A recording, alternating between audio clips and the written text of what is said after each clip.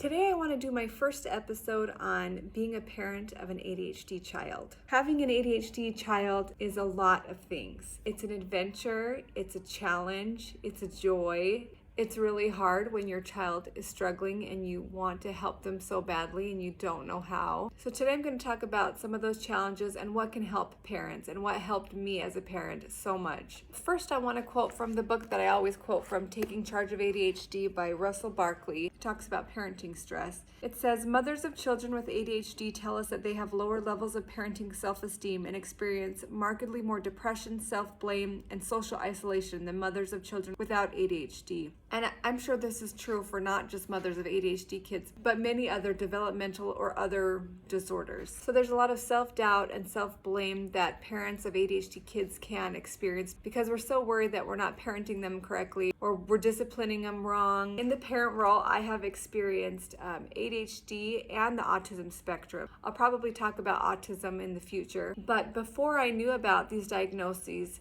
I felt like the worst mom. I was sure that any of their behavior problems or the struggles they were having in school and other settings were my fault and that we were just doing things wrong. I felt like we were failing. Some of these difficulties included public meltdowns, acting out, aggression towards other kids, aggression towards teachers, disrespect, unsafe behavior, and me not knowing how to handle it exactly. At home, there was a lot of fighting and there were a lot of things getting destroyed. For example, books being ripped apart or things like that. For a time, I felt like I had to watch my kids like a hawk. I could not leave their side because if I turned away for 1 second, someone would be hitting or destroying or making trouble. So during that time, I got a lot of advice. I read a lot of books. I cried a lot. I prayed constantly. I went to therapy and I took my kids to therapy. And through that whole process, we discovered, the ADHD, the autism. And that's actually how I found out that I had it, through my kids, because I was reading all these books about it. And then I realized, oh my goodness, this describes my whole life, and everything made sense. So as I learned more and did all the research and we finally found answers and knew exactly what was going on, slowly but surely things became so much better. And while they still aren't perfect, like all these parenting tips I learned are a process. I still have to work on them daily. I have to be reminded of them constantly because they're not easy, but they definitely have helped, and I'm going to continue working on them. I would like to share some of the main things that I learned that really helped me to be a better parent. First of all, I want to share what I read during that time that really helped. I quote this book a lot.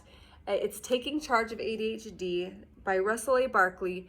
It is a comprehensive guide of ADHD. I recommend it for anyone who has an ADHD loved one in their life, or anyone in general, because I don't think most of us really understand what ADHD is until we understand what's happening inside the ADHD brain and how it really can affect a person. Another really amazing book is Love and Logic. My kids are young, so I got the early childhood one. This one has really great information for any parent, whether they have special needs or not. Another really good book is 1, 2, 3 Magic. A therapist recommended that one to me a couple years ago, and I really like that one. In fact, yesterday I was at a friend's house with my kids and they weren't leaving, so I started to count 1 and they all came running. And she said, how do you do that? How do you count and they come? And I recommended 1, 2, 3 Magic. Another resource I really liked was from my church.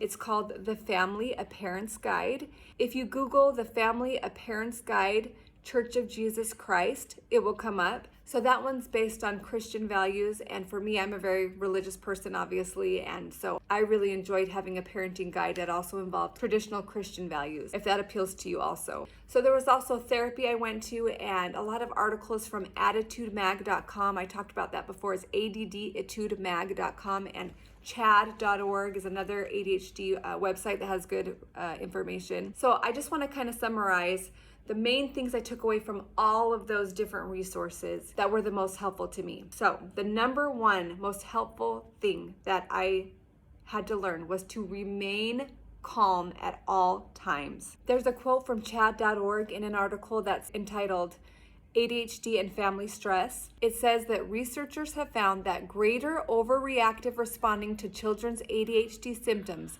along with more stress among mothers, predicted more ADHD symptoms in the children. They also found that more ADHD symptoms in the children predicted more stress, greater depression, and lower warmth among mothers.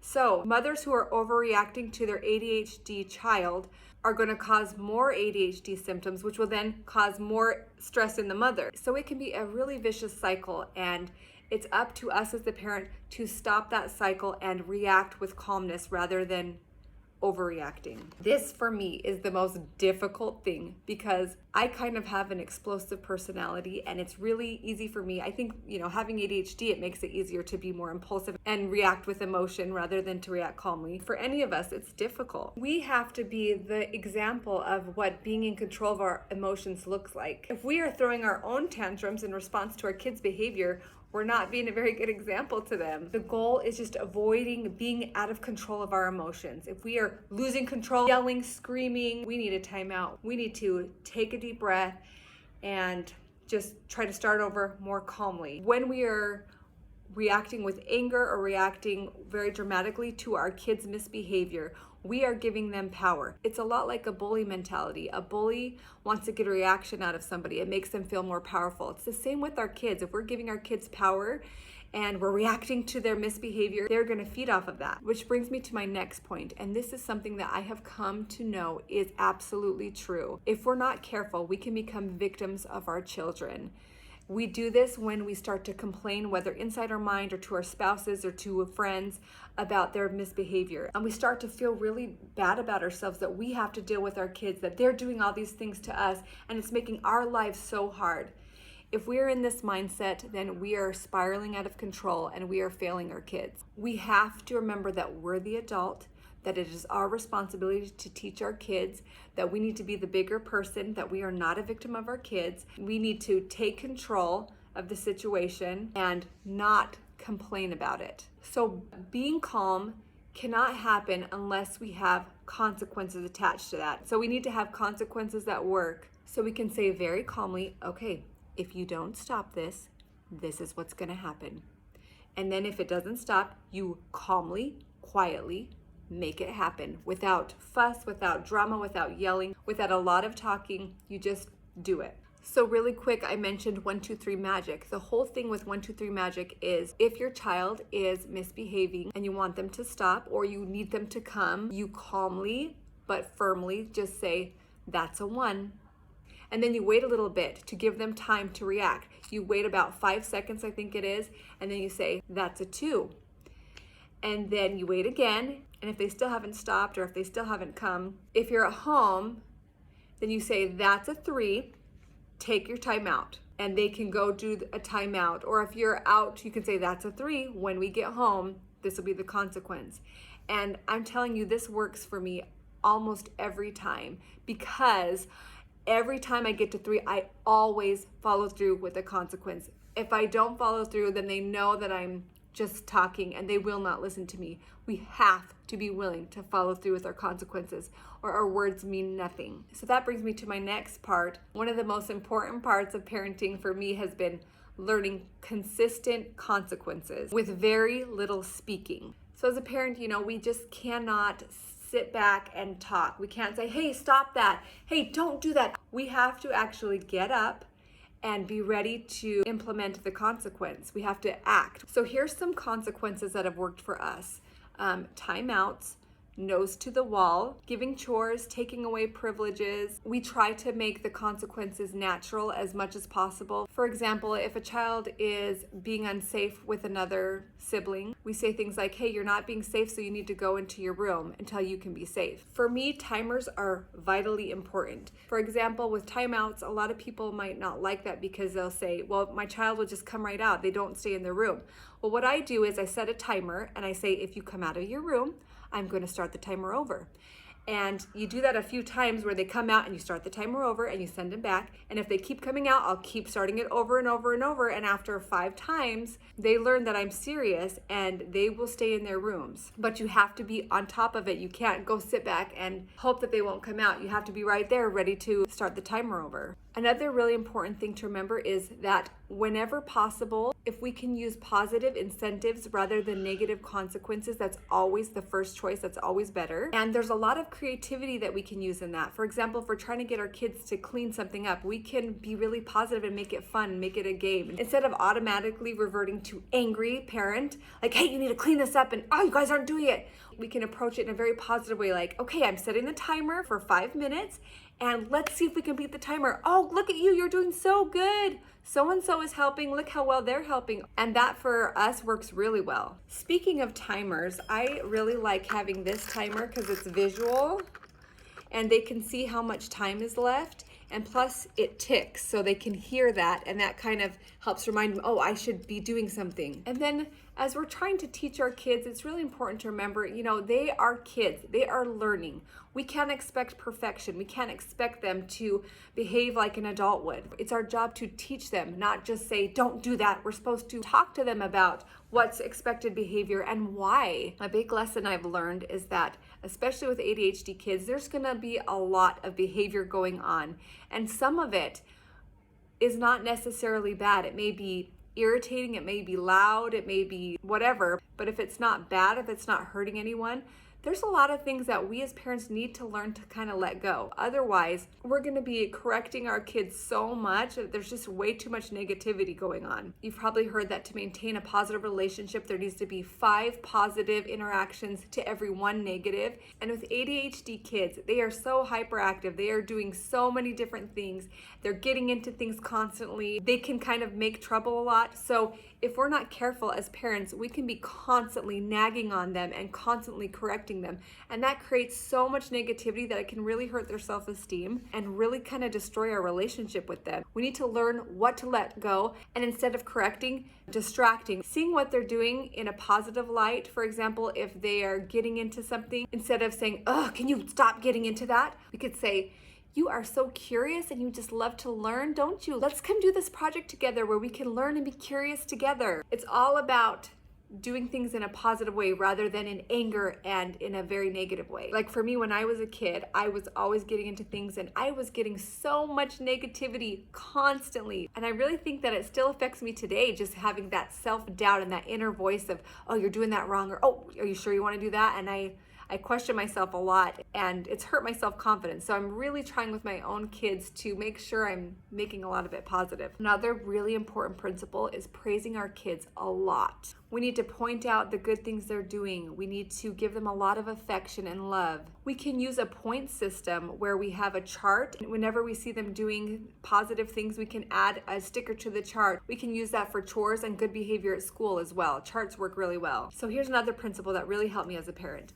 We need to give our kids as much power as we can. For example, we can let them choose what they want to wear. We can let them choose the color of bowl they want. We can let them choose if they want to take a bath now or later. If there's any way that we can allow them to choose something, we should allow them. It's important for kids to feel like they have some control. It will help them to behave better if they know that they are a part of the decision-making process. So as long as something doesn't affect anybody's safety or well-being, family rules, or our own timeline that we need to stick to, we should let kids make decisions. Another principle that is really good is having daily chores. Every day I make sure my kids are putting away their dishes, unloading the dishwasher, cleaning up their own messes, cleaning up their toys. Again, this takes a lot of effort on my part because a lot of times it's easier to just go behind them and clean up all their messes, but it's not teaching them to be responsible for themselves. I always do these chores before we do a fun activity. So before you watch a show, you have to make sure everything is clean. Before we go play outside, let's make sure the toy room is cleaned up. And you can be really creative with your incentives too. Like I've said, okay, whoever helps to do this,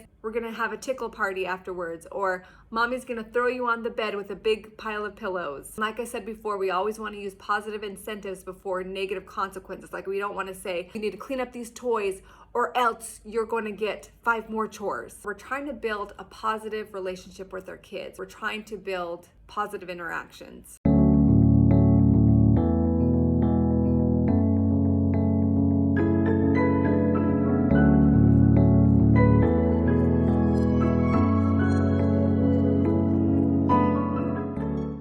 here's another really important principle that I've had to learn, especially for parents who have kids with any sort of special need or behavior problems, and that is to stop feeling ashamed around other people. So especially in public, it's really easy to feel judged by others who might be looking at a situation unfold, and we may react way more harshly because we see that other people are watching us and not do the right thing for our child because we feel that social pressure. When I let myself feel ashamed by something that my child is doing, that leads me to be more angry and react more out of control than I know I should, because I almost feel like someone's expecting me to have a big reaction, and I don't want other people to think that I'm letting my kid get away with something. And it's almost like I'm doing what other people expect me to do rather than doing what I know is right for my child. Or it can be the reverse, where we're not following through with consequences because we think other people might judge us as being too harsh. So it can go both ways. No matter where we are, no matter who's around, who's watching us,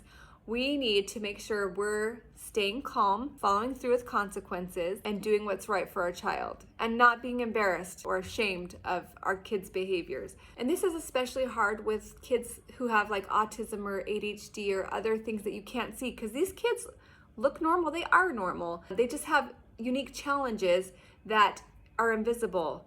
So other people might expect them to behave a certain way when, because of their challenges, they might have more tantrums, they might have more outbursts, they might have more aggression, and other onlookers may judge more harshly. And that can be really hard as a parent. It feels horrible to be judged, but we need to be an advocate for our kids and not be ashamed of their struggles. And again, I think we have to be more understanding of kids with ADHD because, they don't quite have the willpower as other kids at their same age. There's some things that are just not in their control. We have to always be aware of that, because if we're too harsh on them, it's just not fair when there's so much of it that's really not in their control. Make no mistake, there is a lot in their control, and we need to hold them accountable, and we need to have very firm limits and firm consequences to help teach them.